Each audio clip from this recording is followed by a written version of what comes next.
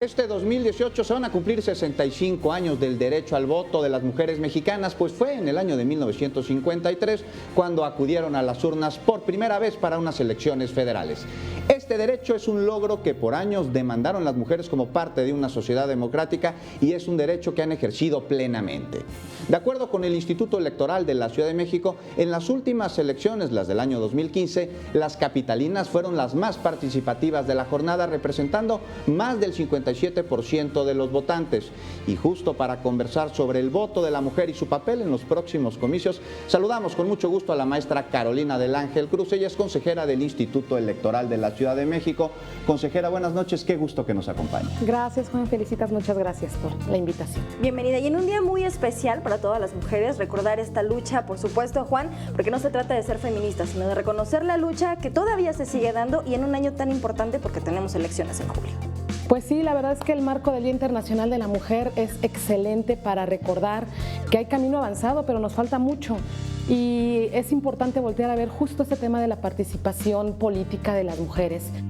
A mí me llama mucho la atención que, a pesar de que no estamos representadas numéricamente en los cargos importantes, sobre todo en el sector público, es la mujer la que más vota. La mujer joven además. Entonces es importante que mantengamos este nivel de participación, pero también más allá que se vea reflejado en la representación. Y precisamente en la representación, consejera, felicitas, tendremos ya no una asamblea, sino un congreso local. Y cuénteme, en este congreso local, pues hay a través de la Constitución de la Ciudad de México equidad de género. ¿Cómo está eso? Platíquenos. Pues incluso es paridad. Estamos, bueno, a ver, desde la reforma constitucional del 2014 los partidos políticos están obligados a postular el mismo número de hombres y de mujeres en candidaturas, y además con la restricción de no dejar a las mujeres los espacios, digamos, aquellos lugares que de manera cotidiana no ganan con tanta facilidad cada uno de los partidos. Pero la Ciudad de México, una vez más, está siendo bandera de avanzada en estos temas, y ahora no solo es un tema de paridad en la postulación, sino que además tenemos que el Congreso local va a estar integrado paritariamente entre hombres y mujeres. Es decir, de los 66 curules, 33 tendrán que estar ocupadas por mujeres y 33 por hombres. Y es que esta lucha va por la defensa de los derechos, pero también por hacerlos valer, consejera, y el voto informado, analizado, pero también las candidaturas, Juan. Es muy importante reconocer que hoy las mujeres no se quedan en casa, están buscando los cargos públicos para poder dirigir este país. Así es, a pesar de que todavía hay mucha complicación para la apertura de las mujeres, y la verdad yo me siento muy orgullosa de ser capitalina, porque aquí estamos a la vanguardia. Los números de participación ciudadana de la mujer en materia electoral en la Ciudad de México están por arriba de la media. De hecho, en la Ciudad de México solo es un punto porcentual la diferencia del voto entre hombre y mujer. Seguimos votando más las mujeres, 66%, y los hombres votan el 65%.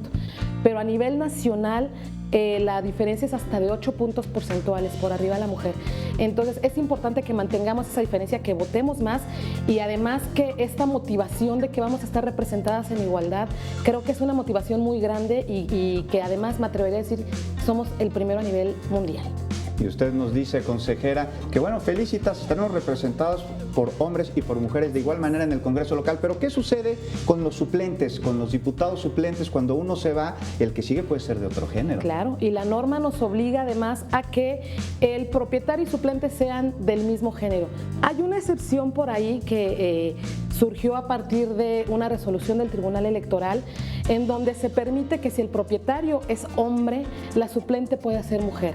Puede cambiar la paridad numérica, sí, pero en beneficio del género que siempre ha estado subrepresentado. Entonces, esto sigue hablando de una tendencia de avanzada en materia de derechos humanos de las mujeres. Entonces, podemos creer que para la expectativa que tenemos hacia las elecciones del 1 de julio es positiva, es decir, las mujeres van a seguir participando en mayor proporción. Así es, y sobre todo las mujeres jóvenes.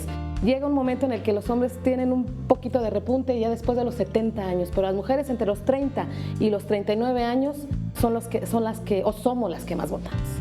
Entonces, díganos, consejera, a las urnas irán a votar, bueno, todos los capitalinos iremos a votar, que estemos en edad y que contemos con la credencial del elector, pero en el voto de la mujer, ¿cuántas mujeres esperamos que vayan a depositar su decisión? Estamos esperando, el padrón electoral de la Ciudad de México es de 7 millones más o menos. de ahí estamos hablando que el 51% son mujeres. Y esperamos que de menos el 60% de esas 3 millones y medio, el 60%, 65, 66% asistan a las urnas. Al menos mantener esa media en la Ciudad de México. Estaría genial que votaran las mujeres, por supuesto más hombres, que la participación ciudadana creciera. Me encantaría hablar de un 70%, estaríamos hablando de una maravilla de participación, y en esta tendencia de la Ciudad de México ojalá se mantenga, en donde no hay mucha diferencia entre hombres y mujeres. La participación de la mujer en la Ciudad de México es muy, muy activa. Y por aquellas jóvenes que será su primera elección, ¿no? También aquellas estudiantes que se están sumando y que por primera vez van a votar, van a elegir a sus representantes populares. Y las mujeres jóvenes que votan por primera vez, debemos estar hablando alrededor del 2.5 de la lista nominal. Las mujeres que votan por primera vez entre 18 y 20 años. Es un número, pareciera poquito, pero es significativo. El 2.5 puede marcar la diferencia en una elección.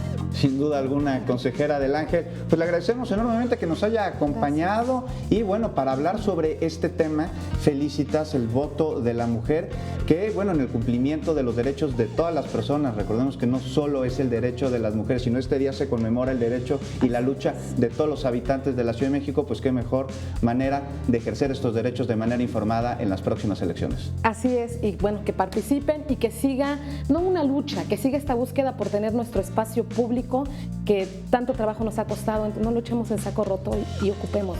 Y mantenerlo, por supuesto que sí. Así es. Muchísimas gracias, consejera. Gracias a ustedes.